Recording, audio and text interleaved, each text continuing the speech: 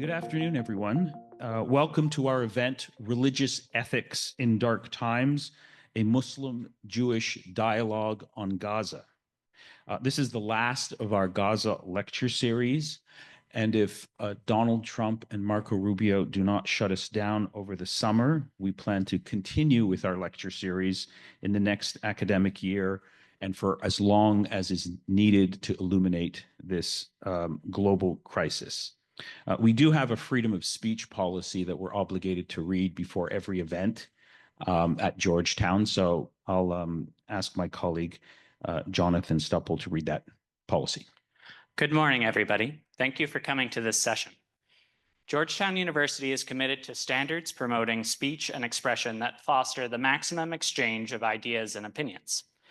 While it is recognized that audience members may not share the same views as the speaker, it is expected that everyone in attendance at this event will respect the rights of the speaker and the organizing department to share their perspectives and ideas, and not cause a disruption to the event's activities. At the end of the event, there will be a question and answer session during which you may ask questions. Please be sure to phrase your comments in the form of a question, and in the interest of time, we ask that each person be concise and ask only one question. Thank you. Thank you. Yeah, I want to begin with an update on our colleague Badr Khan Suri, who, as many of you know, is currently in an ICE detention facility in South Texas. I had a chance to visit with him about 2 weekends ago. I've written an essay that some of you have seen, and the big takeaway of what I saw when I visited with him is his deep willingness to fight against the charges that have been lodged against him. And the one thing that keeps playing out my mind is that he's willing to take the sacrifice and withstand the sort of the difficult circumstances that he's living in if it helps expose this naked authoritarianism that the Trump administration has revealed and is pursuing in the context of our current moment. So I told him that we're gathering, we're doing everything we can to raise awareness. He was very grateful for everyone's efforts. And so I just wanted to update everyone on his situation. It just so happens that his arrest on March the 17th is actually relevant to the event that we're having today, because at the exact moment when he was arrested on March the 17th, not far from here, at roughly 9 o'clock at night, Israel broke the ceasefire that was in place in Gaza. And within a few hours, in the early hours of the attack on Gaza, over 400 people, according to Amnesty International, were killed, roughly half of them children. And the trauma, the violence, the genocide continues unabated since that moment. If there's one statistic that I wanted to share with you that I think bears on this particular moment, is that we're approaching the second month when Gaza has been fully cut off from all humanitarian aid. No fuel, no food, or medical supplies have entered Gaza since March the 2nd.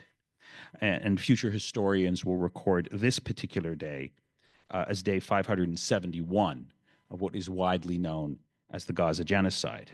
So this topic forms the backdrop and the enveloping context for our discussion today about religious ethics in dark times with Peter Beinart and Khaled Abou Fadl. Peter Beinart is a professor of journalism and political science at the Craig Newmark Graduate School of Journalism at the City University of New York. He's also the editor-at-large at Jewish Currents, and he writes the Peter Beinart Notebook, a weekly newsletter, and of course his most recent book is Being Jewish After the Destruction of Gaza. Khaled Abou Fadl is one of the world's leading authorities on Islamic law and Islam. He's a prominent scholar also in the field of human rights. He is the Omar and Esmeralda Alfi Distinguished Professor of Law at the UCLA School of Law, and he's the founder of the Usuli Institute, a nonprofit educational institute dedicated to ethics, beauty, and critical thinking in the Islamic intellectual tradition. So why have we invited these two men to be with us today? At first glance, they have little in common. Their areas of specialization and educational training are different. Journalism and political science versus law and Islamic studies. They speak largely to different audiences, but not exclusively. A Jewish and Jewish American audience, versus a Muslim and American Muslim audience. Their religious observances are different. The books and texts that they mostly read and interpret come from different civilizational and religious traditions. But then there are the similarities. Both Peter and Khaled have been ostracized and to a degree excommunicated from their own communities. Peter in the case of the Jewish community, Khaled in the case of the Muslim community. Both have a reputation within their communities of being troublemakers, of being disruptors, of being deeply misguided. But more importantly, and I think this is the essence of why we've invited them here today, both Khaled and Peter are involved in the same intellectual project, the project of internal religious reform rooted in supporting and advancing the principle of equality and human rights within their religious communities. And what flows from this is that both Peter and Khaled, I like to describe them as they're both religious ethicists, deeply versed in the history and politics of their religious communities, but also deeply engaged in global conversations about human rights and global affairs more broadly. And finally, Khaled and Peter have been deeply moved, deeply angered, and deeply disgusted by events in Gaza since October the 7th. And they've published two important books. Peter's book, as you all know, is Being Jewish After the Destruction of Gaza, A Reckoning.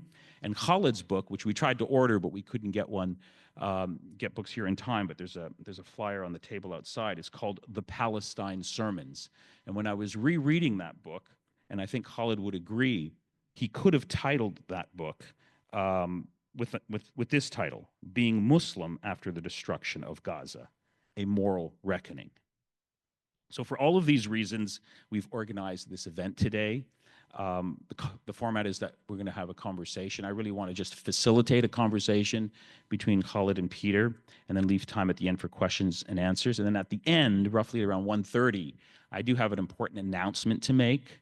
I'll leave you in suspense until that time arrives. And so please stay around for that announcement. So I want to begin. By asking Peter to give us a brief sort of summary of the book, because I'm not sure if everyone has read it. And I want to prompt him by just reading a short paragraph that sort of will help him, I think, provide a short summary of the book. And so, Peter, you write at the beginning of the book, this book is for the Jews who are still sitting at the Shabbat table, and for the Jews, sometimes their own children, who have left in disgust. I yearn for us to sit together, but not this way, not as masters of the house. So could you give us an overview of the book for those who haven't read it? Can you hear me? Great. Thank you. It's really a great pleasure to be here. And I just also wanted to say that how moved I am, Nader, to hear about your trip to visit. To visit your colleague in Texas. It reminded me, actually, there's a passage in Masechet Sanhedrin in the Talmud in which poses the question that if a student is required to go to what's called an ir miklat, a city of refuge, which is basically this thing in the Bible the place that you have to go and stay if you are accused of a crime, leaving your family and your community, and you are teaching Torah to a student who has to be exiled to this city of refuge, this ir miklat, then the obligation of the Torah teacher is to go with the student to the city of refuge and relocate with them because of the importance of being with that student and continuing to study Torah. So it seems to me like your willingness to go to Texas to be with your colleague and student is in that tradition of the obligation of the teacher to the student, which I find very, very powerful. I think that the reason I wrote about this metaphor of the Shabbat table is that there is, for many Jews, including myself, within Judaism, this metaphor of Jews as in a kind of an extended family, because the book of of Genesis is largely the story, as Jews read it, of this family. And then in the book of Exodus, this family becomes a kind of a people, but still imagined as a kind of an extended family. So we say Bnei Yisrael, the children of Israel, right? And Israel is the name that Jacob is given after he wrestles with the angel. So this is our forefather, right? And we are all considered the children of Israel. So this sense of a special obligation to other Jews, it was very much the way I was raised. Jews will often cite this phrase, Kol Yisrael Aravim Zeh Bazeh, all Jews have obligations to one another. And I've never felt that sense of internal Jewish obligation more intensely than since the horror of October 7th, when again and again and again, we were asked, and I did, to pray for the hostages, to remember those who were massacred on October 7th. And yet it felt to me that in some ways, the more moved I felt by this sense of internal Jewish obligation and quasi-familial obligation, the more I was upset by the fact that there was not a counter voice, the counter voice in Judaism, which is the voice of universal moral obligation, right? Because Judaism is not, if Judaism is only a kind of a story of obligations to one's family, it becomes like a purely tribal creed, right? Which has no moral compass whatsoever. And that's not the Judaism that I seek to practice. The Judaism that I seek to practice begins with the recognition that all human beings are created in the image of God, created equal in the image of God, and their lives are infinitely valuable. And what we think of as the Jewish story, which begins with Abraham and Isaac, and then particularly with Jacob, is after that.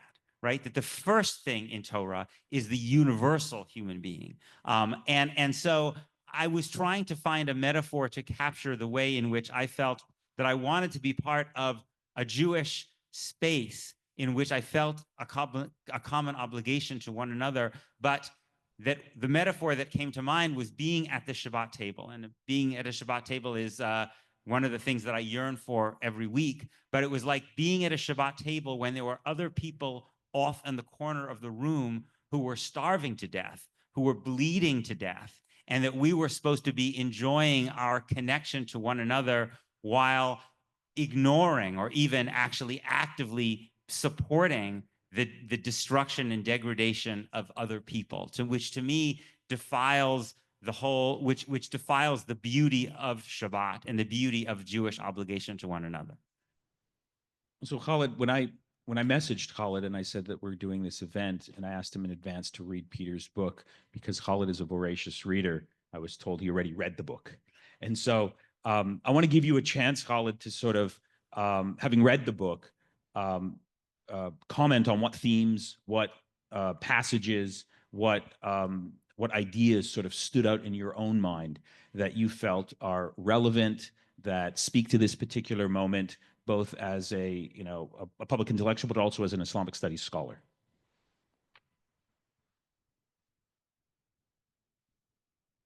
And Khalid, you're gonna have to use the microphone.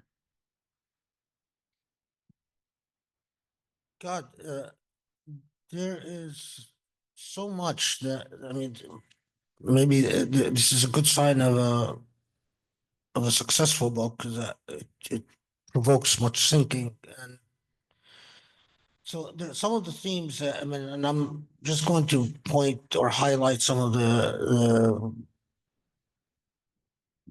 largest points of impact on me. As Peter discusses, that in Judaism, one of the biggest sins is to take idols or idolatry. And he discusses in the book how blind support to Israel, good or bad, right or wrong, is a form of idolatry. And one of the strongest and most powerful metaphors and images in Peter's book is the offering of the Palestinian people as a sacrifice on the what is the word, on the altar Right. of idolatry. Uh, uh, the we can't give these people equal rights, because if we do, we threaten the state of Israel. Even the image that we find in Israeli discourses and Israeli society, for those who follow Israeli media, unfortunately, spoken very openly by many Israeli intellectuals, analogizing the Palestinians either to a people that don't exist, are a fiction, or animals. And again, the whole notion of there being that these people are presented as a sacrifice for the idolatry of worshiping a state, and quite understandably, Peter sees this as a great threat to the ethical face of Judaism, and Judaism as a normative ethical space.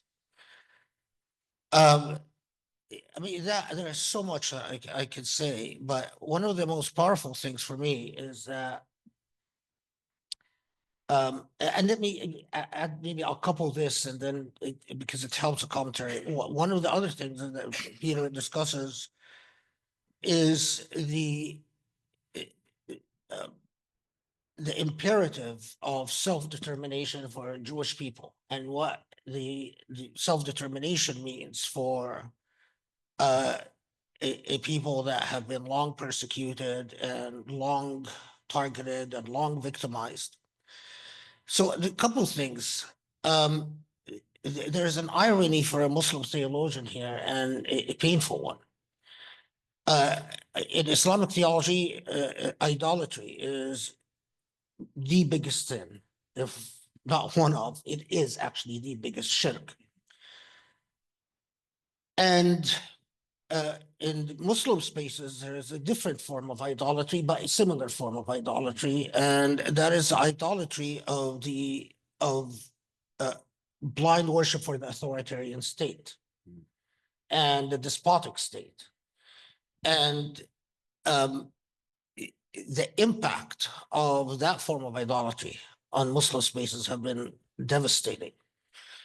The other thing is, though, it is not, and I think that's why the Palestinian people are so important for as a symbolic problem for all Muslims, is that, like the Jewish people, and despite the huge number of Muslims in the world, what I feel as a Muslim, and I'm going to give one example, and then I'll shut up. But what I feel as a Muslim is that and this is a whole story of my life, basically, and the life of every Muslim that I know, is we are absolutely robbed the right to self-determination, and Palestinians are the symbolic representation of this denial of self-determination. But our denial of self-determination, in part, is caused by our own theological hangups, our own jurisprudential hangups, but also by a very vicious external colonizer and imperial powers. So you're referring now to the Western support for authoritarian regimes in the Arab and Islamic world. Exactly, and proxy Western colonialism. So the Palestinian people, I mean, it is remarkably ironic that at the same time that we created the United Nations and, issued the Universal Declaration for Human Rights, and we're already discussing whether we should have a Bill of Rights for humanity at large, which would include what eventually became the Covenant on Civil and Political Rights and the Covenant on Economic and Cultural Rights, et cetera, et cetera. It went hand in hand with robbing Muslim Palestinians any sense of self-determination in their own country, from the get-go, from the founding of the UN, and that sacrificing Palestinians on the altar of Western imperialism, and you're going to have to pay the price for our screwing up. and the Holocaust, basically. Whether you like it or not. But not only that, but even our own autonomy as Muslims over our own holy lands. I mean, it is by now, it should be accepted as a historical fact that it was the British that decided who's going to be in control of Mecca and Medina, and that it would no longer be a consortium of Muslim states that are going to take care of the holy sites, so on and so forth.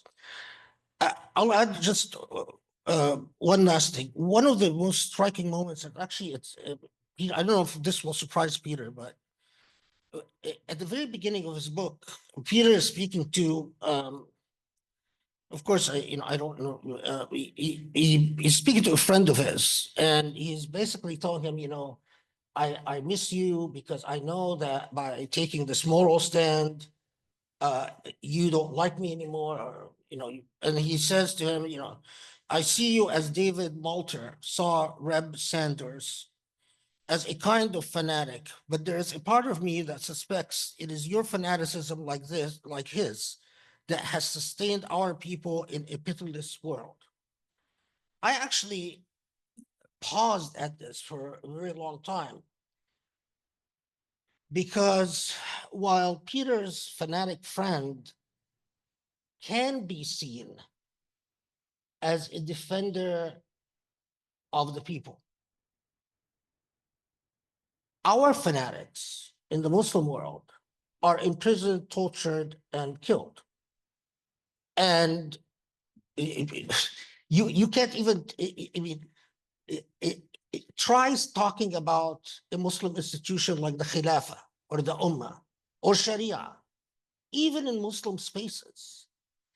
If that's not robbing a people of self-determination, I mean, even as an expert on Islamic law and studying Islamic law, I mean, I spent all my life studying Islamic law, and I scratch the surface. I practically know nothing about Islamic law. The more I study, the less I know. But the number of non-Muslims,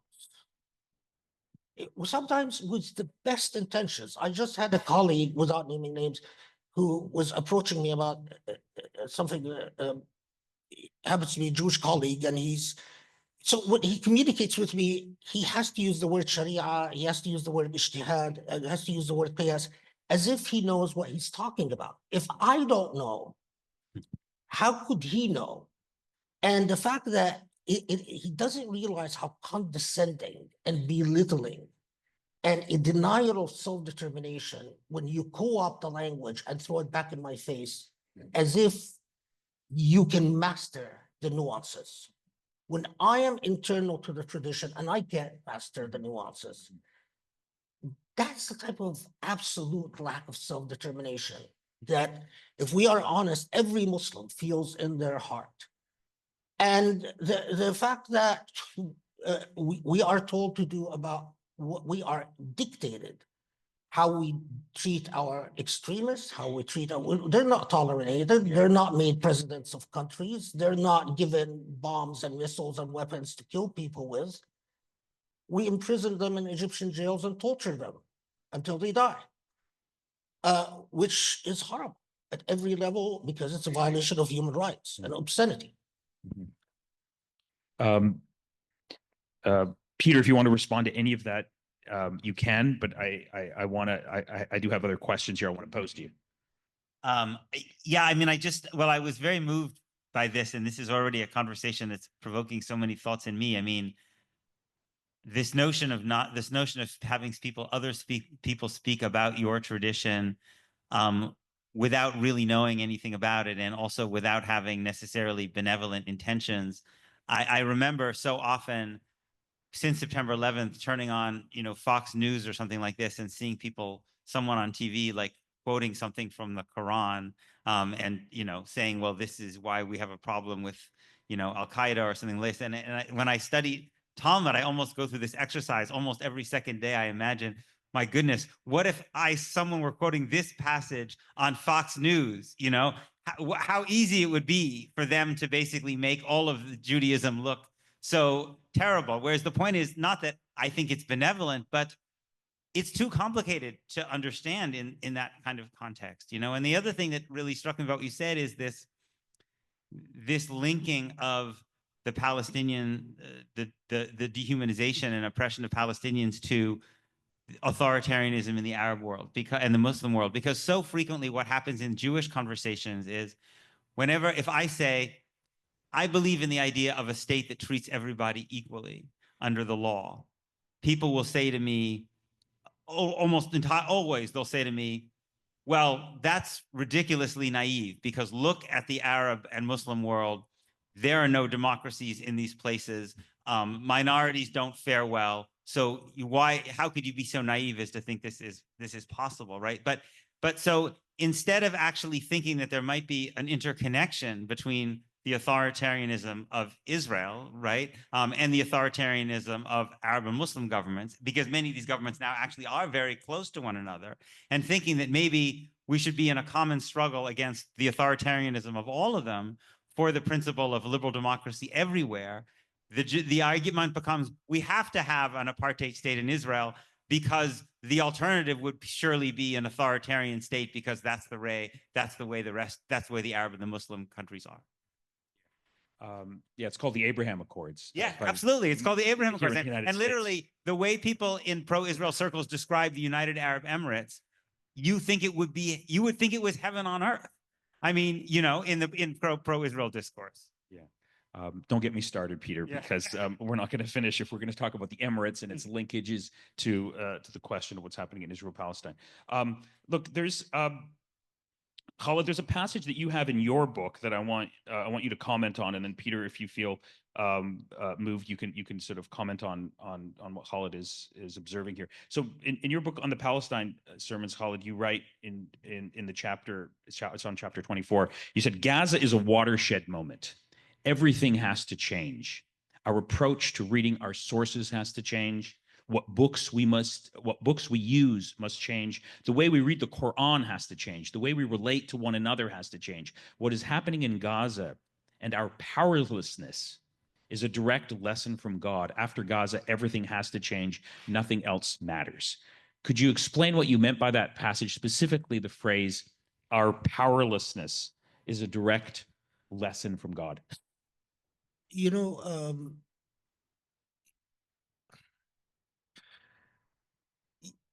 for a believer, you, as a matter of conviction, you always believe that God is in conversation with the believers. God is always speaking to the believers, even when God allows the most horrid and horrible things. And the same point of theology, I mean, Jewish theologians confronted that same challenge in responding to the Holocaust and what it means and what is God saying to us. Anyway, but I recall the trauma of the Bosnian genocide and how all of Europe sat on the sidelines, and everything in my being, and I think after the fact, there was absolute affirmation, is that Europe, their lack of response was because they didn't want a Muslim country in the heart of Europe. And I remember Bill Clinton writing in his autobiography that how he met I think it was the French prime minister who basically told him, we have to give the Serbs some space to rid us of the problem of a Muslim state in the heart. And Clinton notes how surprised he was about this comment and so on. But I remember how Europe kept dragging its feet. And then we have repeated genocides and a very weak, in every sense of the word, if you come at it from NGOs, human rights NGOs, and talking to various governments in the world, whether it's the Uyghur Muslims or the Rohingyas or the Muslims of Kashmir, and what time and time again, what we keep confronting is the ferocity, how that circle that never ends of authoritarian Muslim states that whose real constituency is the West and not their people, own people. They could care less about what their own people want or do not. They care far more about what Israel thinks than what the entire population of their country thinks. They care far more about winning Israel's favor through the various think tanks and lobbying organizations in the US than their own people. And that circle has both confirmed that for bigots and racists that Muslims are barbarians and they are not like us. And the irony are these, which is very offensive, that Muslim converts, white people who convert to Islam, and they then affirm all the tropes about Muslim, the despotic Muslim, the authoritarian Muslim, Oriental despotism. Muslims are not like the rest of humanity. There's a logical Muslim exceptionalism because they're despotic people, they're authoritarian people, they're patriarchal people, they're misogynist. They're in a world, in although Samuel Huntington doesn't say it, but in the Clash of Civilizations, they're everything bad, everything the opposite of us. And Gaza could not have happened without the long history of dehumanization of what it is to be a Muslim. Gaza could not have happened without the authoritarian Muslim state and without the Muslim leaders who, at the same time, Israel is committing a full-scale genocide. Not a single one of them suspended trade with Israel.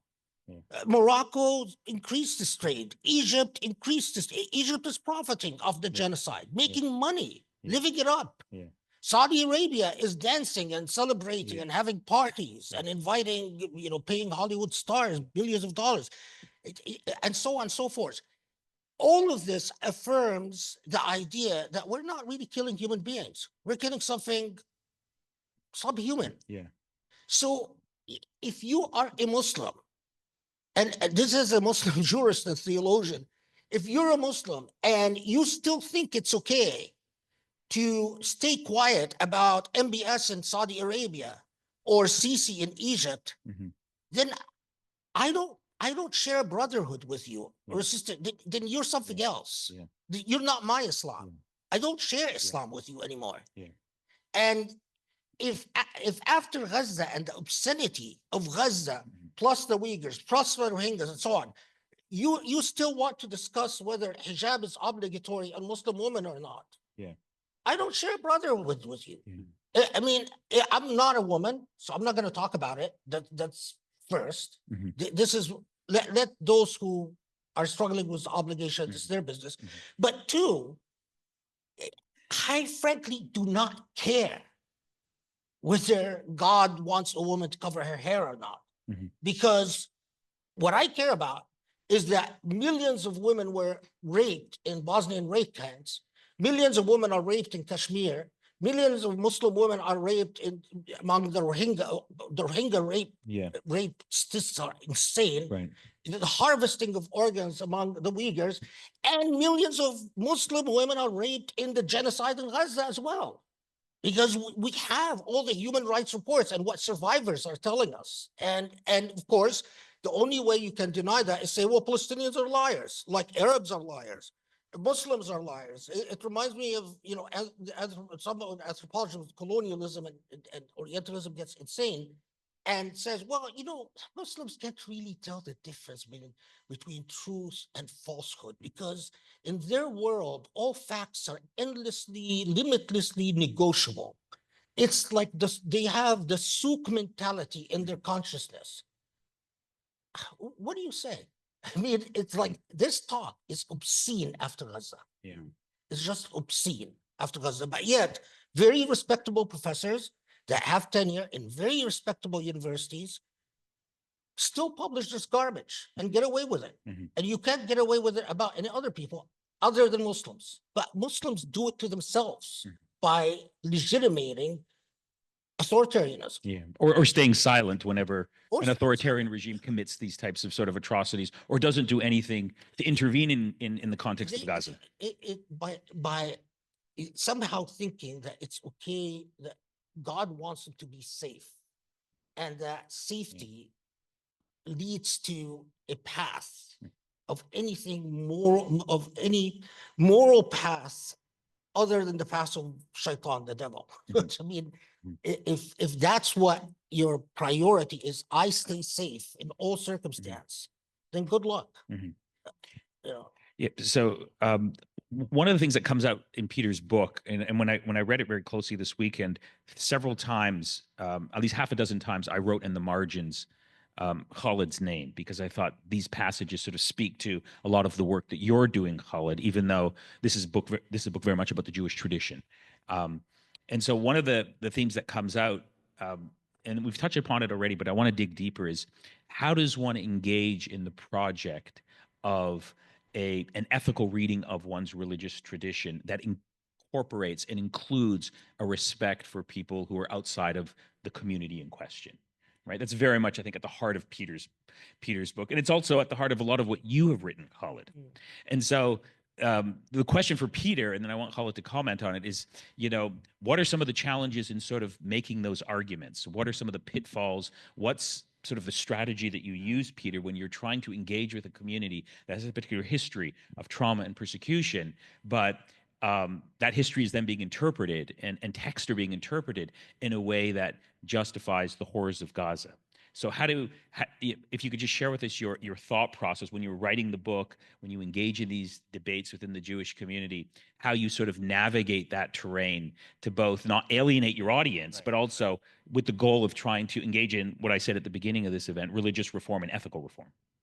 Thanks. And, listening to you, Khaled, I was reminded of a famous, when you were talking about the hijab and the, what happened in Bosnia, what's happening now in Gaza, it reminded me of Rabbi Abraham Joshua Heschel, who supposedly famously walked into a group of students who were discussing whether Jell-O is kosher, which is something one can debate if one wants to. And he sat there for a minute or two and he said, okay, you're discussing whether Jell-O is kosher. So is the atomic bomb kosher?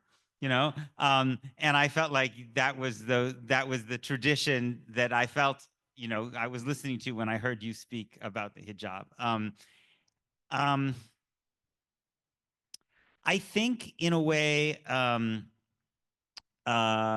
the problem that exists in a lot of Jewish discourse about Gaza and Palestinians is not even really a response to Jewish texts per se, because the truth is, if just as Khaled was saying, the Talmud is compared to the sea, right? You swim in it and you never reach the shore. So it's endless, and you find so many different voices in it, right? That one can't find a simple answer in these texts to any of these questions, right? The question is essentially has to be, to some degree, how you decide to assemble this very vast tradition, and what is the basic moral structure that inclines you to want to structure it in a certain way. And one of the things that I love about Jews, and I'm sure it's true in Islam, although I'm not knowledgeable about Islam, is that when people have wanted to in Jewish tradition, they've reassembled these texts in very, very daring, revolutionary ways, right? I mean, Judaism was a religion based on animal sacrifice. That's the way Jews connected to God. Animal sacrifice. When Jews are now reading the book of Leviticus, right, in the Torah cycle, that's what it's all about, animal sacrifice, right? So the rabbis one day said the temple is destroyed. We're not doing animal sacrifice. We're replacing the whole thing with prayer and Torah study. There was a complete revolution. So you can reassemble things in very radical ways. The question is, what's the fundamental principle? And the question, to me, the fundamental question, do you believe that the fundamental underlying non-negotiable principle, right, is the preciousness of all human life?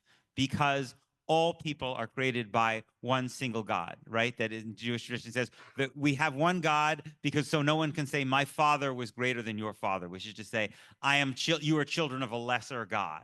than I am, and therefore you're essentially a different species, right? Which is what I think Khaled was talking about. So to me, the problem is not the texts themselves. The problem is a folk version of Jewish history in which the story is that in every different historical situation, wherever Jews find themselves, Jews are always the permanent righteous victims facing a genocidal threat, right? So basically, when October 7th happens, the analogies that are immediately used is this is the largest killing of Jews since the Holocaust, and that it's a pogrom, which is to say, this is basic. If Jews are being killed, the circumstances are essentially must be the same as the circumstances in Nazi Germany and the circumstances in Tsarist Russia, right? And then the Palestinians are compared to Amalek. So the suggestion is that they basically, like the Nazis, or like our imagining of the Tsarists, and they have an irrational, genocidal hatred of Jews. That's what October 7th happened, and that will simply continue to happen throughout Jewish history because somehow that is the role of the Jew in history, right? And when you take that when I started to hear that storyline, it was very obvious to me that that storyline was going to be therefore the justification for what has become this genocide, right? What human rights organizations and more international legal scholars call a genocide, right? Because you have basically said there's no political problem here that you could try to resolve, no fundamental underlying grievance or issue that might have explained what happened on October 7th, right? To explain is not to justify. I oppose the targeting of civilians for regardless of one's grievance, regardless of the oppression one is suffering, right? But one has to understand the context, right? And the context of Gaza in October 7th is fundamentally different than the context of Jews in Tsarist Russia or Jews in Nazi Germany, because the violence against Jews in those states was intimately related to the fact that they were legal inferiors. They were legally subjugated. In Israel and Palestine, it's the reverse. It's Palestinians who are legal inferiors. Jews enjoy legal supremacy. So if you want to think about Gaza and what happened on October 7th, you have to think outside of this image of the Jew as the permanent victim, and you have to think about something like a different kind of analogy, like what happened on October 7th was the kind of things that happened in North America in the 19th century, when Native Americans were forced off of their lands into smaller and smaller enclaves, because the people of Gaza, as I'm sure most of you know, are not from Gaza, most of them. They're the children and grandchildren, great-grandchildren of Palestinians who were forced from their land in what's now Israel. And when Native Americans broke out of these basically internment camps that they were put into, oftentimes they committed massacres, right? But they didn't commit those massacres because they were barbarians, right? Or because they had some inherent hatred of white people. It was a response to the violent context in which they took place. And if one thinks about October 7th that way, then it suggests an entirely different kind of response in which you try to deal with the root cause of the grievance, of the problem, of the violence. And you say, we don't want any Israeli Jews to die, then we also have to recognize that Palestinians have to be able to live, right? But that requires a really radical rethinking of the storyline that so often dominates Jewish discourse. So, Peter, at the heart of your book is really the theme of political power and what happens when you are a community that has no political power, but then you obtain it, and then what you do with that political power. And so that's the theme that sort of runs throughout the book. So the question for Khaled would be, are there any Muslim parallels that you can think of that exist within the contemporary Muslim world at this moment, where we see this relationship between political power and religious identity sort of coming together in very toxic ways that then create, mayhem and chaos for people living under the jurisdiction of that political authority? Or is this something that just completely is restricted to the case of Israel and it doesn't have parallels? That's the other option. No, I mean, the modern state is unique in its intrusive powers. That I think in a way that modern Muslims have not yet really come to terms with. I mean,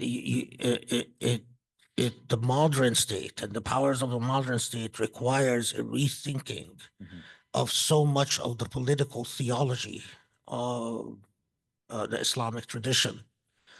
And proof of that are Saudi Arabia, uh, even till today. I mean, even after um,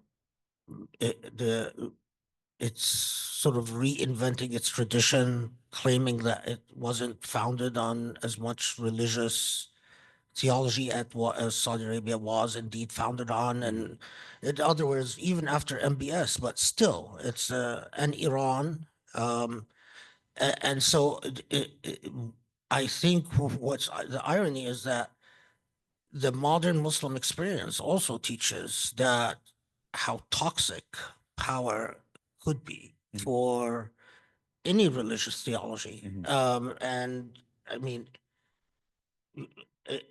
in the same way, I have one of the lessons that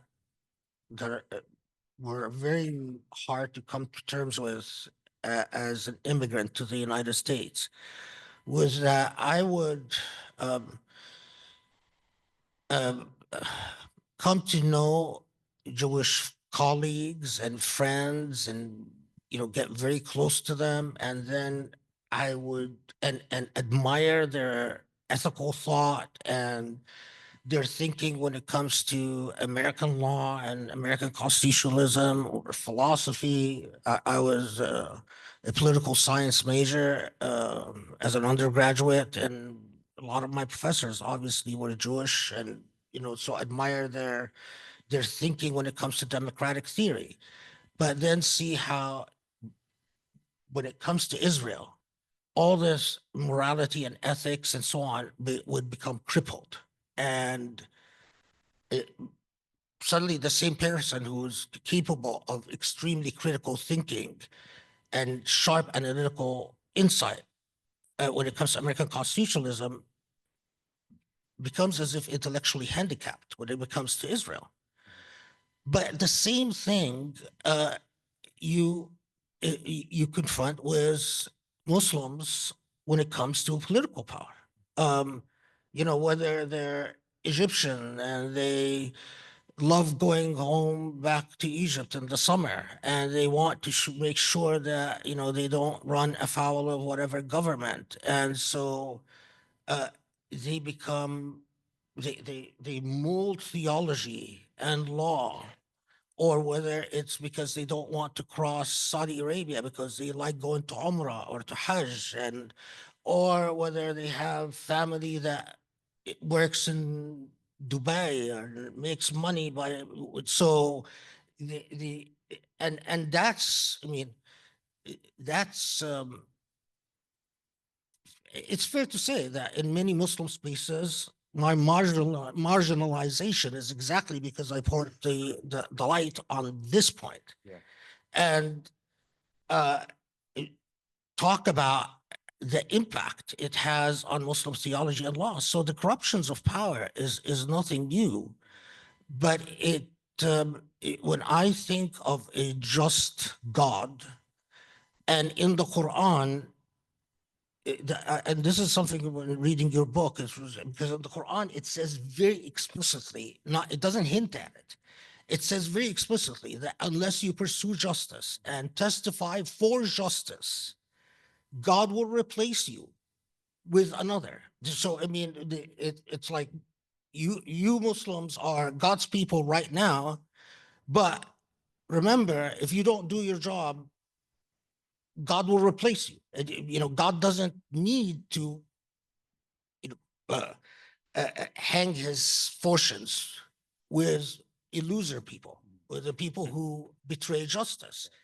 And it's so explicit in the Quran, and the entire Islamic tradition is about that. But yet, the human ability to philosophize injustice is the biggest shirk, is the biggest idolatry, exactly like Peter talks about. Yeah, well, the one passage in the Quran that I think is actually more explicit on the question of justice and identity is that passage in chapter 4 that says that Muslims have a moral obligation to stand up for justice even against your own community, your own family, and sort of implying your own nation, because justice is not a tribal identity.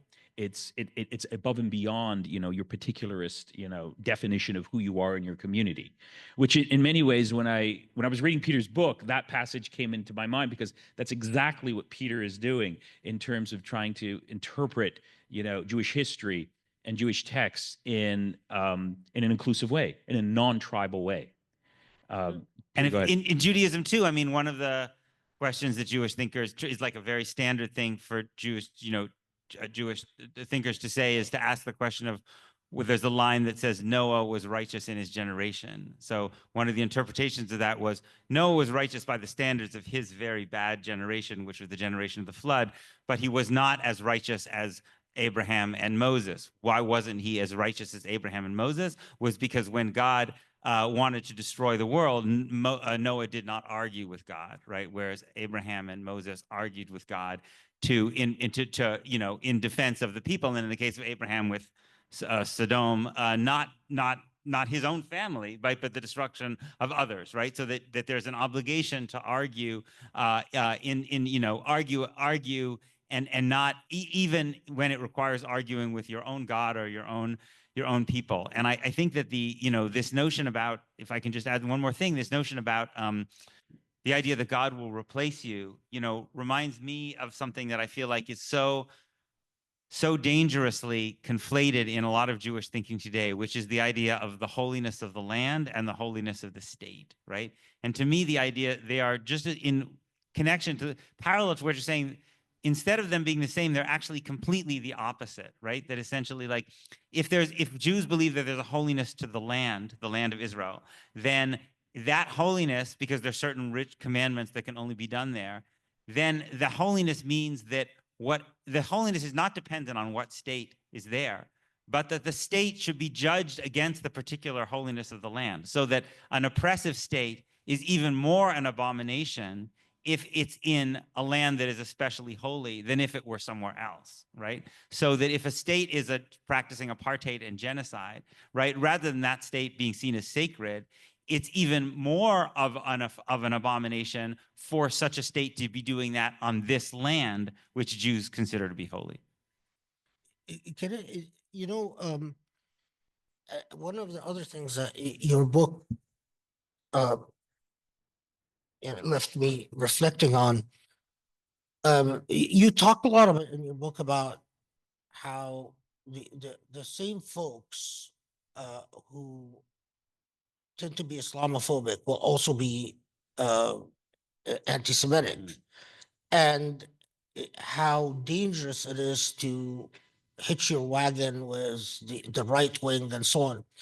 But you see this whole dynamics of um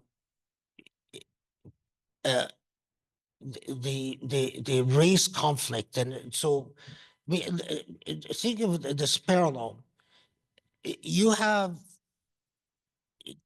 among various organizations or various Jewish groups in the United States that, for the sake of Israel, will support right-wingers who could turn on them in an instant under slightly different circumstances and give force to their anti-Semitism in very unpredictable ways. Compare this to people like the United Arab Emirates, and there it is an absolute history says that it doesn't matter how much money you Saudis and Emiratis spend, you will never be equal in the eyes of the right-wing racists, who will always see you as an inferior Arab, regardless of how many parties you throw, how many accommodations you make, how many times you entertain them as tourists and take them on camels and show them the pyramids. You will always be inferior. No matter how many nice Nile rides you take them at night on the Nile, you will always be inferior. You were inferior when they colonized you, and you are in, you were inferior when they invaded you, or you are inferior today. No matter what you do, because a racial paradigm will remain. But isn't it worth reflecting that it, the current Israel gravitates towards the same folks that want to want to do white passing, be accepted as white among Arab and Muslim populations, people like the Saudis and the Emiratis and the King of Morocco, and who imagine that they can gain membership in the white man's club in some form or another, rather than an honest sitting and an honest talk about the truth of racism in our modern world, and the extent that racialized people will remain racialized, and how the principles that our world aspired to briefly, perhaps after World War II, are being murdered today in the most relentless and unmerciful way, and that this takes us back, humanity, with very unclear future. And I say this as someone who teaches, by the way, one of my fields is international human rights as a law professor, and I often say that one of the hardest things is teaching international human rights in our modern today, because you often feel like you're lying to your students. Before I turn it over to the audience, I want to bring Peter into a conversation that you and I had, Khaled, about a year and a half ago on the question of Gaza and Muslim ethics. And so I made the point to Khaled that the test of moral integrity for a Muslim today who is upset over what's happening in Gaza is to imagine the following hypothetical scenario. Let's say hypothetically the situation in Gaza were reversed, that instead of 2 million Palestinians, most of them Muslim, living in an open air prison, many of them refugees, half of them children, living in horrible conditions. So let's say it was 2 million Jews, who half of them children, refugees, and they were surrounded by a largely Muslim army, who were persecuting them and weren't allowing them to return to their home, and they had no self-determination, and they were humiliated. And anyways, take the situation in Gaza and flip it upside down. And let's say from within that community of persecuted Jews, a group of them were radicalized and they broke out and they attacked the surrounding Muslim army. And then in response, the surrounding Muslim army launched a genocidal campaign. My question to my Muslim interlocutors when I raise this is, which side would you be on in this hypothetical scenario? And if your answer is, I'm on the side of the Muslims, then you have subverted Islamic ethics. Because the question of justice is not, as we said a moment ago, it's not a tribal commitment. Right. It's an ethical commitment. It's an ethical commitment based on the facts of the case you're looking at, right? But I think a lot of Muslims haven't thought through the implications of this, right? So our support for the Palestinians, yeah, we have something in common with them, but fundamentally the facts of justice are on their side. And if the situation was reversed, then it would morally obligate us to be on the side of who is a victim of injustice. I don't know if you recall that. Yeah, and I think that's very much at the core of what Peter's book is about, right? It's about, how do you sort of think about these issues in non-tribal ways, in ways that sort of are rooted in principles of equality and of human rights and fundamentally of peace and justice and reconciliation. So I just wanted to share that with you, Peter, because these are conversations that we do have, within the community of Muslims. Every time actually I raise it, I get no pushback. Everyone says, yeah, that makes perfect sense. And people actually come up afterwards and say, oh, I'm so glad you mentioned that, because actually that really does resonate with my Islamic ethics. Right. And I guess the flip side I would say to myself is, if in this hypothetical, right, if I were the Jewish person and Jews were in a place like Gaza and October 7th would happen, I think one of the things that I would wrestle with, and I see Palestinians who I really admire wrestling with, is how they can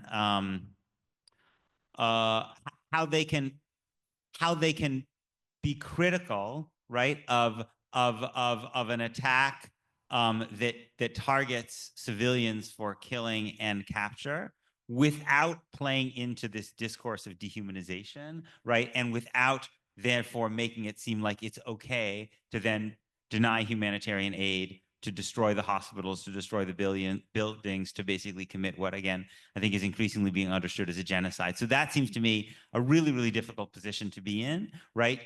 But I think my aspiration would be to say, even under those conditions, I could still criticize a Jewish resistance force that targeted civilians, right? Even while recognizing that my people were suffering exponentially more from violence than they were committing.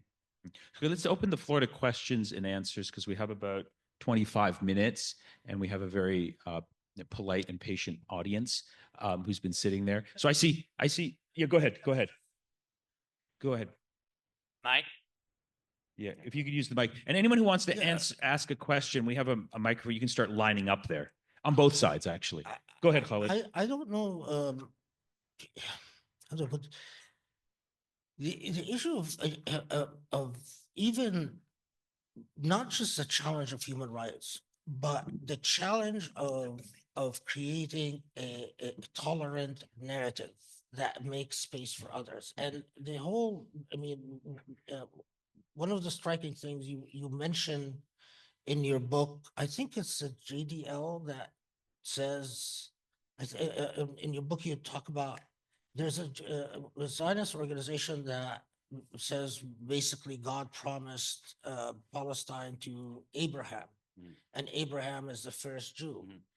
And we all are aware of what has been called the Abrahamic Accords. Right. I mean, there's a remarkable irony in this, because if in the Quran says very explicitly that Abraham was not a Jew or a Christian, and that Abraham was a Muslim, not a Muslim in the sense of the modern religion Islam, but in the sense of submission to God. But and for the whole idea, the only way that you can accept the idea that God promised Palestine to Abraham is by saying this narrative is truth. And so all counter narratives or other narratives are untrue, including the Quranic narrative about this land and the Prophet Ibrahim. And so even I'm just struck by when those who termed the peace accords the Abraham Accords, and the acceptance, those Muslims who accepted the Abraham Accords as the peace accords, meaning in an ecumenical way. Yeah. Did it dawn on anyone how remarkably intolerant it is to call peace accords Abraham Accords? Because who's Abraham? According to what narrative? I mean, the way things are proceeding, it seems like it's the Abraham of the organization you mentioned. I think it was JDL. Is that right? Yeah. And no other Abraham. Yeah. Well, that is what I call is at the heart of racism, because racialization and acceptance of narrative and whose narrative you privilege go hand in hand. Yeah, that's very good. So in other words, the Muslim signatories to the Abraham Accords have completely revealed their ignorance of Islam's sort of universal message that Abraham stood for and that should apply today in under the principle of equality, which is no surprise when it comes to the dictators in our world, right, Khaled? So let's take some questions, and we'll go back and forth and I ask you to keep your questions as short and as succinct as possible. Go ahead. I suppose, like many of the people here, I feel the situation is just completely hopeless, and it gets a little better and then it gets worse. And what on earth can anyone do? I then say to myself, and maybe this is naive, look, they said the same thing there about Northern Ireland. People were blowing each other up for decades, and people said this is never going to end, and it's hope, this is just going to keep going. And somehow now they may not like each other, but they're not, there's no violence.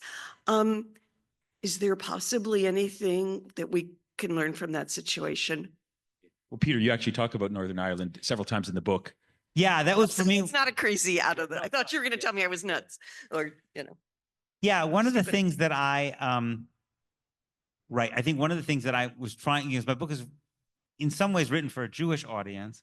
One of the points that I was really trying to make is that this sense of existential fear that many Jews feel, and that is not unique to us, and that when Jews say, well, we couldn't possibly live in an equal state, we are too afraid of living in an equal state. The general assumption in a lot of Jewish discourse is that we're too afraid to live in an equal state because of our history of anti-Semitism and persecution and trauma. But one of the points I try to make in my book is that actually it's not necessarily only because of that. Because if you look at the Protestants in Northern Ireland, who didn't have the same kind of history as Jews did, they were also terrified of the prospect of equality. And white South Africans were terrified of the prospect of equality. And white Americans were, and to some degree still are, terrified of the prospect of equality. It's not necessarily because you have a history of persecution. It's because when you become accustomed to supremacy, the idea of equality starts to feel like a grave threat. You start to associate equality with domination and death. And so the Protestant leader, Ian Paisley, when the Good Friday agreements were signed, which gave Catholics political equality, he called it a prelude to genocide. Right, which is exactly the same way that many Jews today would talk about the idea of equality, right? Because he could not imagine Protestants and Catholics in Northern Ireland living together equally. He figured now Protestants are on top, but if they're not on top, they're going to be on the bottom, right? And so I think that it's important to realize that this is an illusion, right? And that in fact, if you can recognize the humanity of the other side, you can start to understand that actually when you give people basic freedoms and the right to be represented in government, their chances that they're going to want to kill you go down, right? Because the vast majority of people would much rather be able to appeal to their government through the vote than having to launch an army to attack, right? And that was the point I was trying to make, and I think that is an important lesson from Northern Ireland. Go ahead. Thank you for this presentation. So I wanted to ask for a bit of practical advice. I consider myself anti-Zionist, but sometimes I'm hesitant to introduce myself that way because I'm worried that what will be heard is I am anti-Semitic. And so I'm wondering, how do you navigate that in your work? And then also, what advice do you have for someone who is not Jewish in navigating that dynamic? Thank you.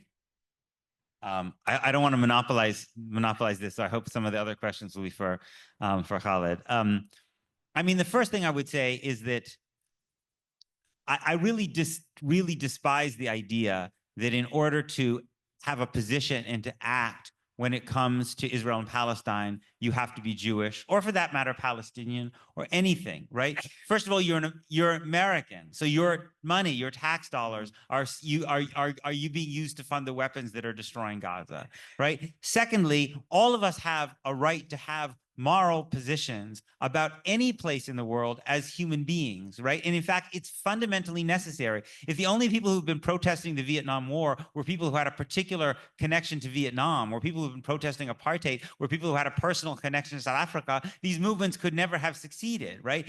I admire people who have no personal connection, but simply have a human instinct, a human impulse, right? On the question of anti-Zionism, and the term Zionism is often is often used in different ways in Jewish spaces than it is used in left spaces, right? So and I think that's part of where the complication and the difficulty can come, right? It's an extremely important term to both people who hate it and people who love it, but they don't necessarily always mean the same things by it. So what I would encourage you to do is, whether you call yourself an anti-Zionist or not, is to explain the principles that you believe in.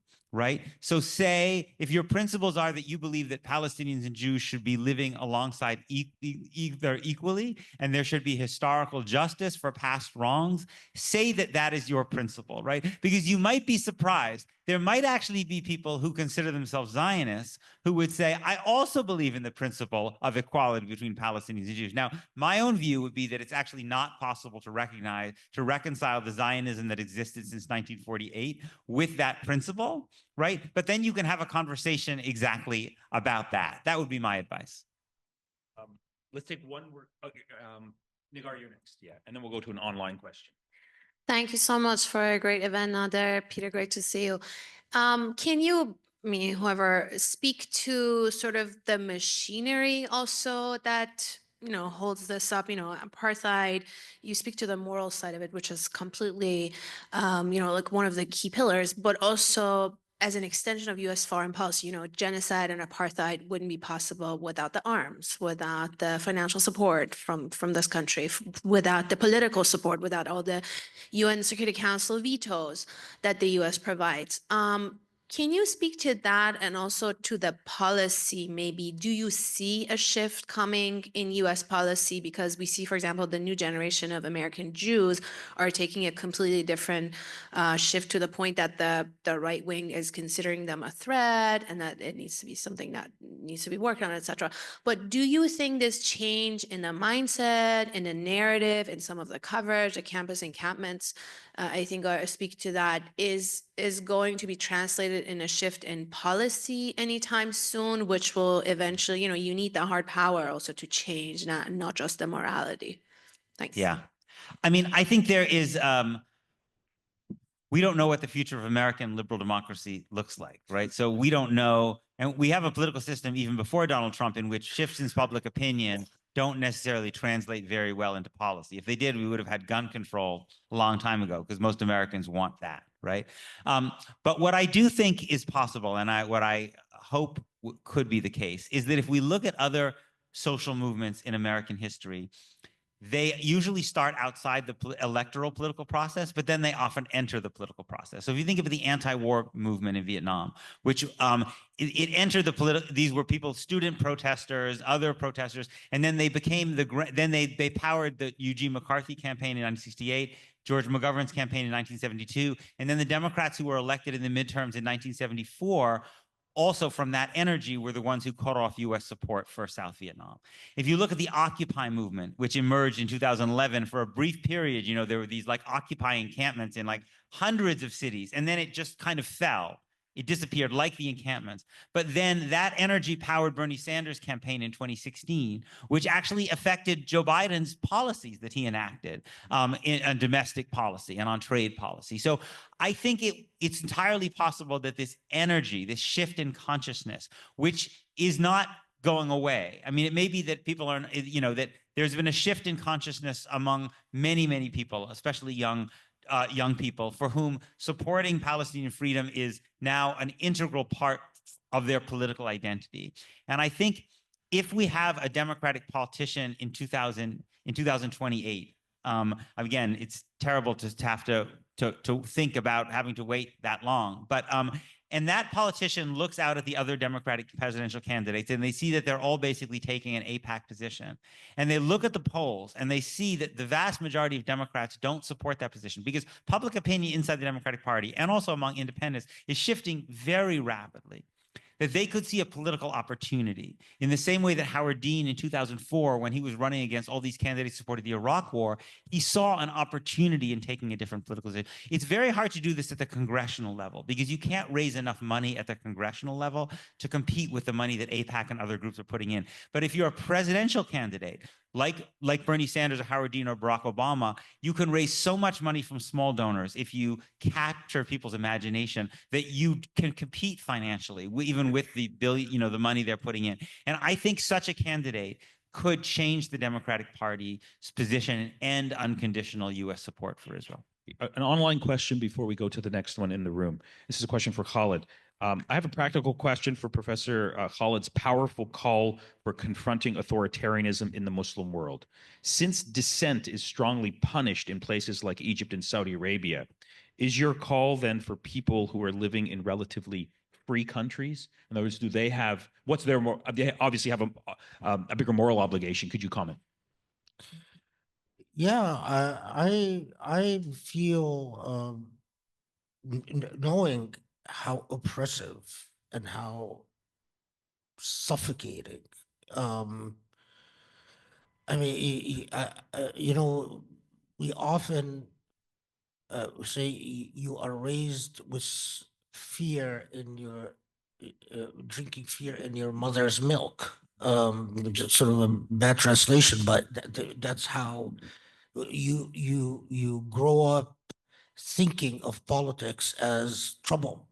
And we even have that expression heard all over the Arab world, walk you know, walk next to the wall, or, and as my teachers used to tell me, don't walk next to the wall, walk in the wall, you know, basically disappear. uh, because fear and terror,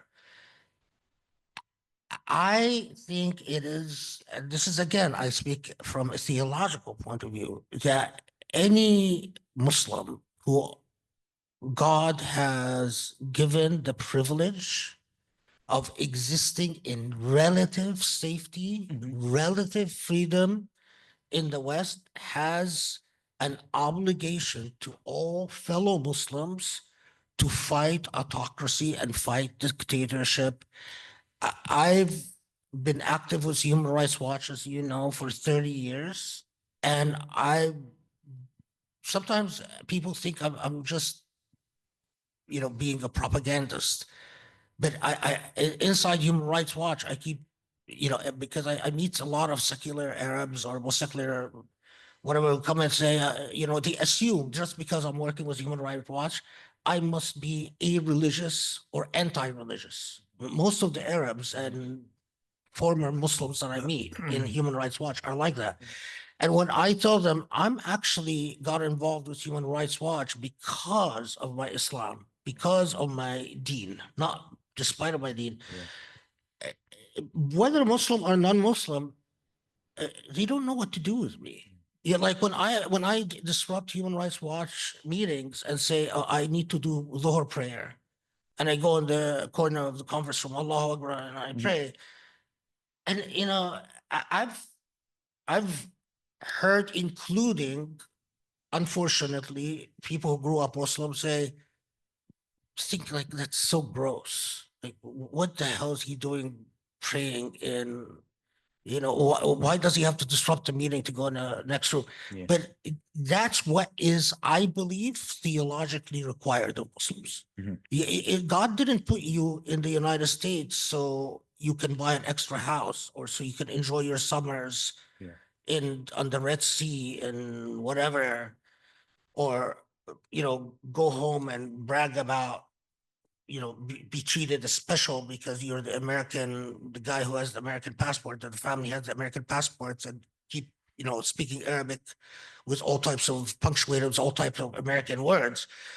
God put you in the United States so you can, from my perspective, you can help fellow Muslims, and you can raise fellow Muslims from their plight, from their persecution on earth. Which implies fighting authoritarianism.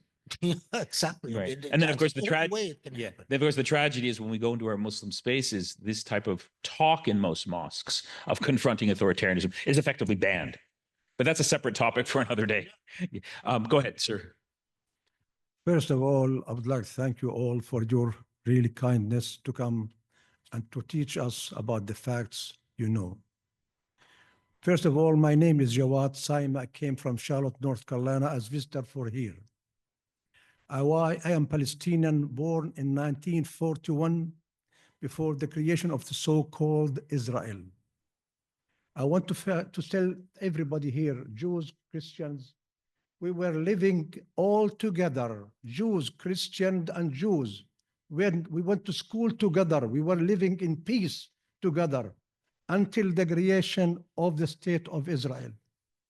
And now, as a Muslim, we believe in Judaism. We believe in Christianity because we are Muslims. We will never be against the Christians or the Jews because we believe in their mission. Because Allah subhanahu wa ta'ala, they sent this mission through the prophets of Musa alayhi salam and his brother, and Jesus may be upon him. So I want to state something facts. You know it, we know it, because we have to live in peace. All of the Palestinians want to live like others, how they live. We are human beings like you. We want to be living like the same way. We don't hate Israel, the Jews, but we hate the people who pushed 2 million people from their hometown, the Israelis, and not the Jews. We believe in Judaism, and we love Judaism. We love them. May Allah peace upon you. Thank you. Assalamu alaikum wa rahmatullahi wa barakatuh. Thank you. That sounded more like a statement than a question. So we'll go to the next question here. Go ahead. Hi, my name is Alicia Kenworthy, and I was a undergraduate French major here at Georgetown in the early 2000s. And my very best friend here on the hilltop in college was a Jewish Israeli from Tel Aviv.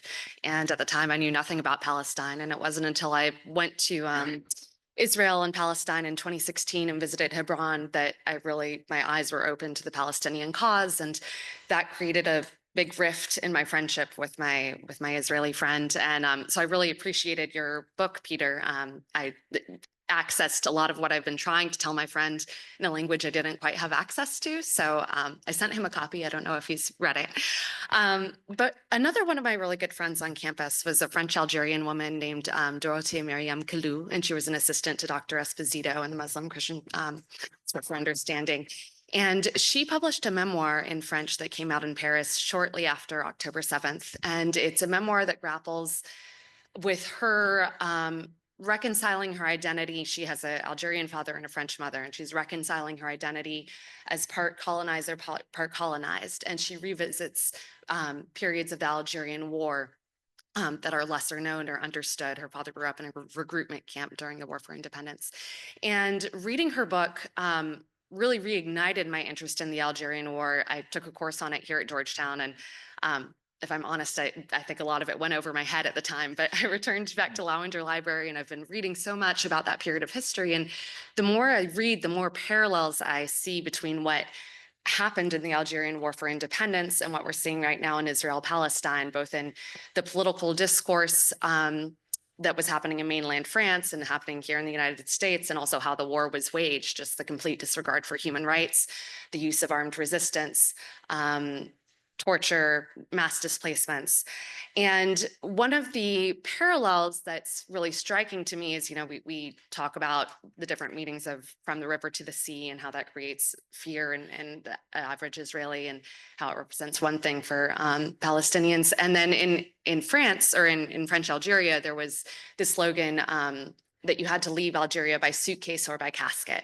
And there were a lot of people at the time, I think like you and me, Peter, who believed in humanity, who believed in the ability to coexist, who believed in an independent Algeria where all Algerians, regardless of their origins or religion, could enjoy a liberal democracy together. And I've been writing this paper about my friend's book, and I realize, one thing that comes up emotionally for me is I'll be writing and I'll wake up with these nightmares where I think that speaking out is actually going to chase my Jewish friend to the sea and cause harm to him and his kids. And I realize how deeply some of these myths have been instilled in me. But there's also this factual end to how the Algeria war ended, where there was this period of just mass violence, and partly perpetuated by French extremist settlers, right? The OIS went about just burning buildings and saying, if Algerian can't be French, Algeria is going to belong to no one. And so that created an atmosphere of mass violence and a mass exodus of settlers from Algeria back to France. So the question is? So the question is, I guess, how do we grapple with this more complicated example of decolonization that doesn't fit with some of the gentler examples? Not that they're totally gentle, Sure. but how do you grapple with that? Yeah, that's a great question. Khaled maybe wants to add something too. I mean, yes, I think the Algeria story, about which I'm not an expert, it's sometimes more complicated than it's in the kind of most stylized view in terms of understanding. The stylized view is basically the colonized one, and they forced all the settlers out. And I think the story is more complicated than that, right? In terms of kind of what the Algerian national movement was saying about the role of Pied Noir in their ability to stay, and the reason that so many left. I think that although there are similarities, there are also differences, right? In that the French Algerian settlers had a very clear metropole very nearby to return to, where Israeli Jews don't. right? I mean, some Israeli Jews have second passports, but many don't, and many have no other country besides Israel, and so I think would not respond in that same way. But I do think one crucial lesson to me about the Algerian story, which is just in some ways a disturbing and cautionary tale, partly also because of what post-colonial Algeria has been, is that there is a reaction and counter-reaction between the way a state responds and then the way a resistance movement evolves, right? And so this is one of the things that frightens me the most, right? Is that I want a Palestinian liberation movement that envisions equality between Jews and Palestinians and imagines Israeli Jews staying in this place, but surrendering their supremacy and living equally, right? But when you do what Israel's doing in Gaza, right, you're making that less likely, right? I mean, that when you subject people to horrendous amounts of violence, you're producing a politics that's more likely to be more radical, more intolerant, right? And then what upsets me and scares me is that when such a Palestinian politics does emerge, people will say, well, there you go. What did you expect, right? Rather than recognizing, just as that one has to understand Hamas's actions on October 7th, partly in the context of the failure of other Palestinian resistance efforts that were more ethical, right? That were not using violence against civilians, that were defeated, right? So my fear is that in a way, Israel and America with their support could be creating the very nightmares that we most fear, right? By not recognizing the interplay between the way you treat Palestinians and then the way Palestinians respond. We've got 3 questions left. I'm going to ask to have those questions back to back, and then we'll let Khaled and Peter respond to them. So you go ahead. So thank you for the inspiring talk. I have a question for Khaled. So this question, I feel like me and many of my friends always think about as Muslims, as believers. Reading Quran and growing up as a believer, you really want to stand with what's right?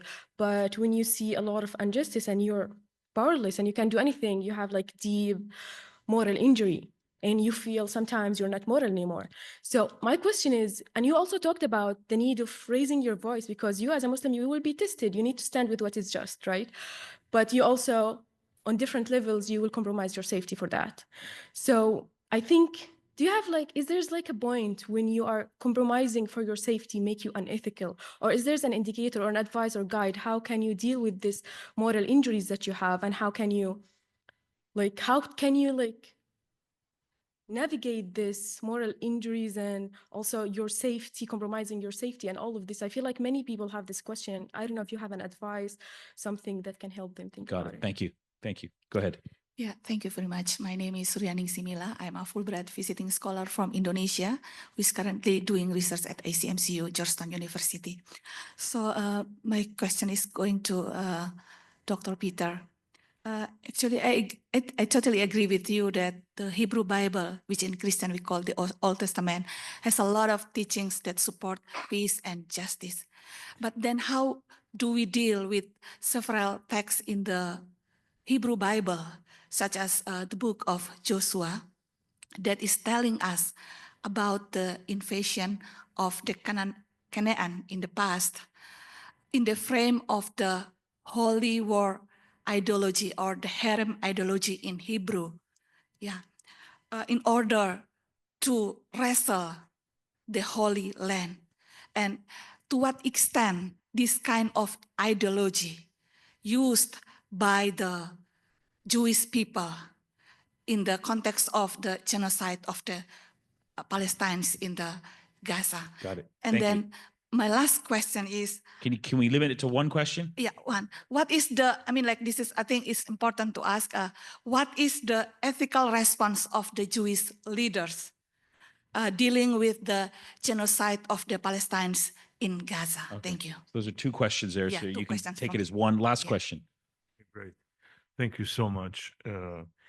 If history is any indicator, what happened after the Vietnam War, what happened after Bosnia, and in many of these South Africa, even the Algerian liberation that was alluded to. I cannot imagine that the Israeli society is going to be the same after the end of this genocide in Gaza. We know there's going to be a lot of more discoveries, and more crimes are going to emerge that have not been documented, that are documented. So as an intellectual, I wanted to get your idea of where do you think the Israeli society is going to end up after this genocide? And the question to Dr. Khaled Abou Fadl is... Can we limit it to one question? Okay, go ahead. It's the same. Go ahead. Really, like, Go ahead. how is that going to like, where do you see the Palestinian society going after they recontemplate and revisit the whole genocide and what happened in terms of their liberation movement? Thank you so much. Khaled, do you want to go first? Do you want to answer the young woman's question about sort of the whole question of, moral obligation? Sure. Peter, you go first. Yeah, you want to answer the question? Sure. Look, I think there are very, very disturbing texts in the Hebrew Bible. There's no question about that. I think that one of the things about Judaism is that Jews are not like Protestants. We don't go in an unmediated way to the text and read the passages and then try to figure out what it means for ourselves, right? We read through the rabbinic tradition, through what's called the oral law, right? In tradition of Jewish, the oral law, Mishnah and Gemara, was also given to Moses at Sinai, right? So, and one of the things that's interesting about the Talmud, again, I don't want to say that the Talmud is like the platform of the Bernie Sanders campaign, right? I mean, it also has a lot of stuff that to modern ears seems profoundly illiberal and often just very, very strange, right? Because it's an ancient text. But one of the things that the rabbinic tradition does is it often radically reinterprets the plain text of the Hebrew Bible. So for instance, because the rabbis were not living in the context of a state, and in fact, because they rejected the idea of a state, they said that Jews could not try to recreate a Jewish state until Messianic times, right? Which was why Zionism was a kind of rebellion against rabbinic Judaism. The rabbinic Jews, the rabbis are continually taking figures like King David, or Joshua, or other military warriors, and completely reimagining them. So one of the things you find very frequently in the Talmud is they'll take a text like something like, David launched an attack on his enemies. And they'll say, aha, David was in the yeshiva studying and fighting with his enemies in the yeshiva over their interpretation of the texts, right? It's kind of ridiculous in a way, but they were completely reimagining the military political texts in there. So the point is, there is a capacity for radical reinterpretation.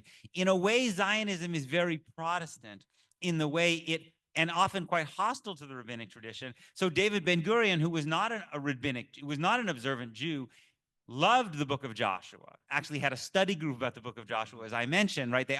So in a way, because the political Zionists wanted to recreate the state, they in some ways kind of threw off rabbinic Judaism to try to valorize these stories, but that's not the only legitimate Jewish response. Arguably, it's not even a traditional Jewish response. I guess in terms of Jewish leadership or what could change Israel, I don't think that Israeli politics will ever change in a fundamental way under conditions of political impunity, right? That's just not the way these things work, right? When people are accustomed to supremacy, their plan A is to always maintain this supremacy, right? They're only willing to consider a plan B or plan C when it stops working for them because there's too much resistance, right?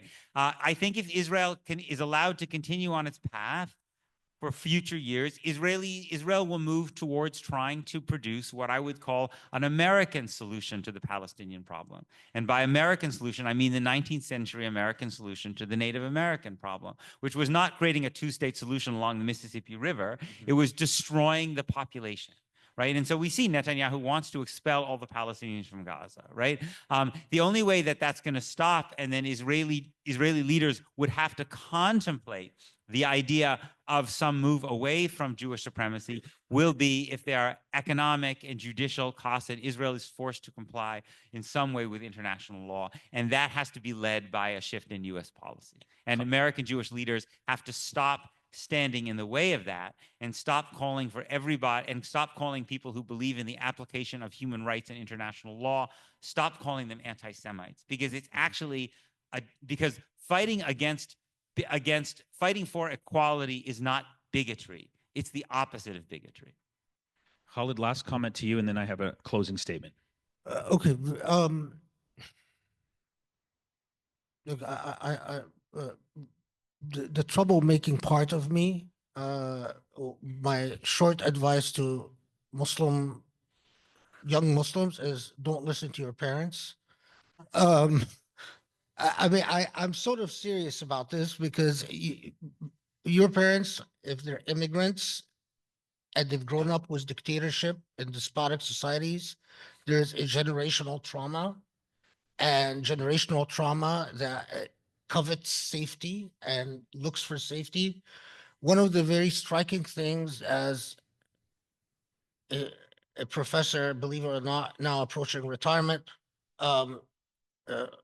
is that I've actually remarkably admired Jewish students in particular, because my graduate students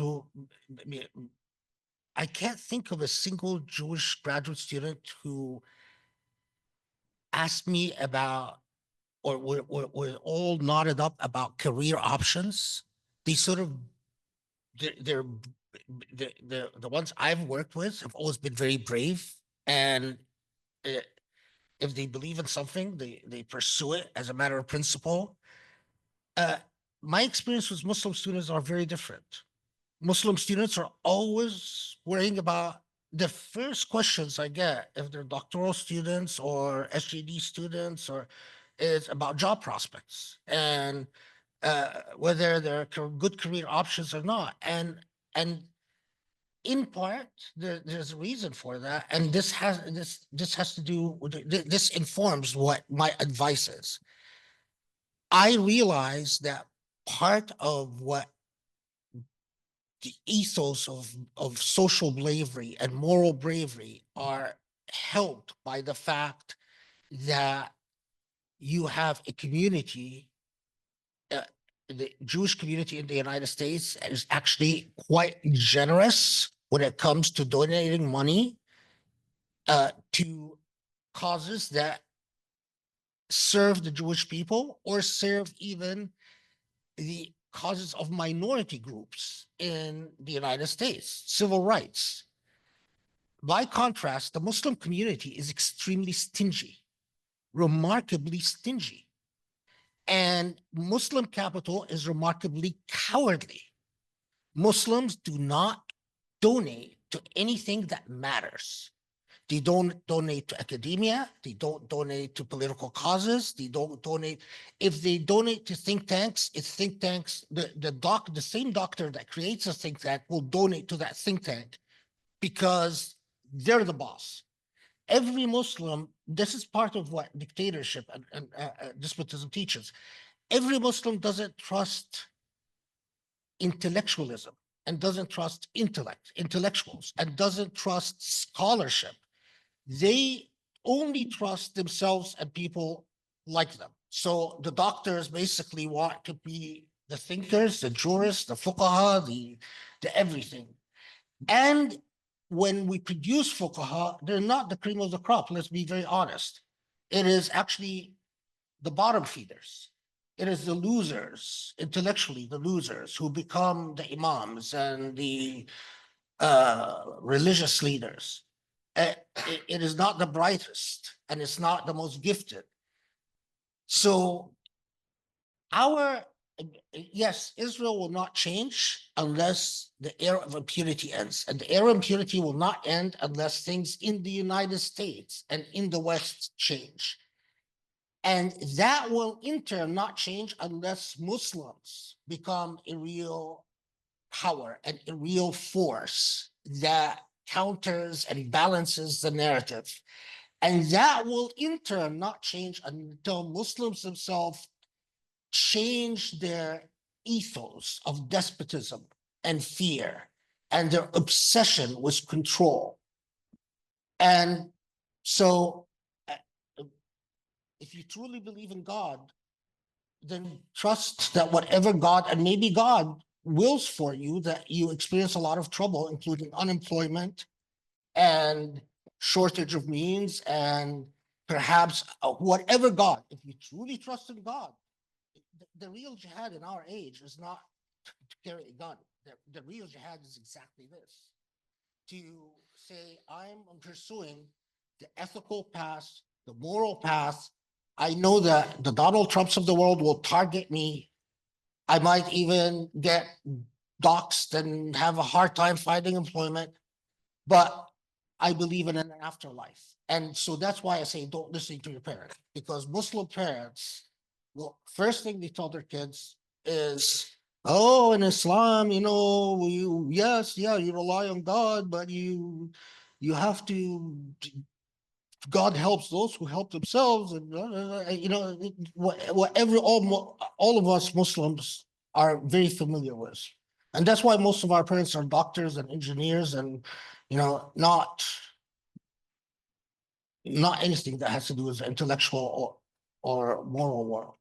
Thank you, Khaled. Is this microphone working? Yeah, it is. So by way of conclusion, I just want to share with you an announcement that I hinted at in the earlier part of the program. So the main sponsor of this event is the center that I direct, the Al-Walid Center for Muslim Christian Understanding. And every year our center gives out an annual award known as the Building Bridges Award. The typical recipient is someone who embodies the values of our center and the values of Georgetown University. What are these values, and what bridges are we trying to build by giving someone this award? Well, if you go to the Georgetown website, you'll see that that Georgetown defines its core values as rooted in, quote, a holistic approach to education, the rigorous spirit of inquiry that makes our community and our alumni a force for change in the world, and our commitment to social justice ground everything we do as an institution with a rich Catholic and Jesuit heritage. In keeping with these values, our center is rooted in the study of the relations between the Islamic world and the West, with a special interest in the study of religion in the politics, societies, and cultures of the Islamic world and the Western world. Today, we understand our mandate more ecumenically and inclusively. It is for this reason that I say, especially in the context of the genocide in Gaza, I wish that our center was called the Center for Muslim, Christian, and Jewish Understanding. Our Building Bridges Award seeks to honor and recognize individuals who build bridges between communities and also within communities. People who, via their scholarship, activism, community work, intellectual leadership, advance the values that our center holds dear and near, values such as human rights, equality, international law, nonviolence, and the peaceful resolution of conflict, with a special recognition that religion, properly interpreted and understood, can play a role in advancing these ethical values. So as you've heard today, this afternoon, both Khaled Abou Fadl and Peter Beinart personify the values that we seek to uphold and emulate, both of them via their human rights-centered understanding of Judaism and Islam, have sought to build important bridges within the community of Muslims and within the community of Jews, and also between Muslims, Christians, Jews, and other communities.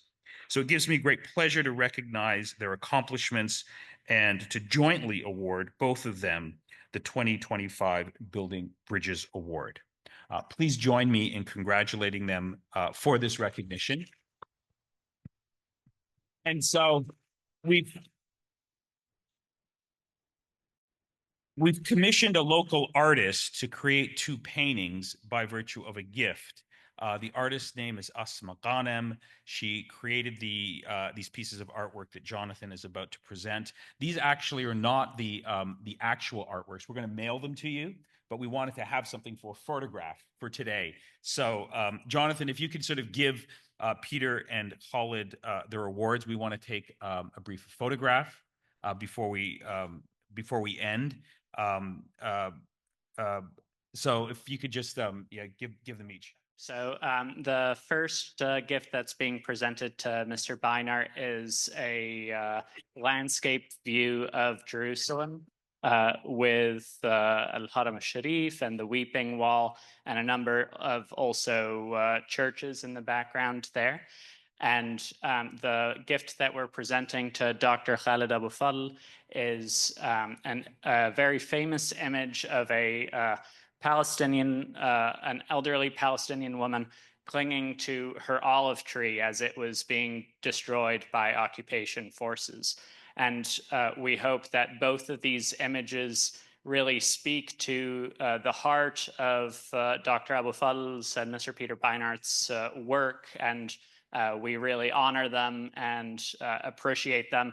And we ask that you join with us in applause for their work.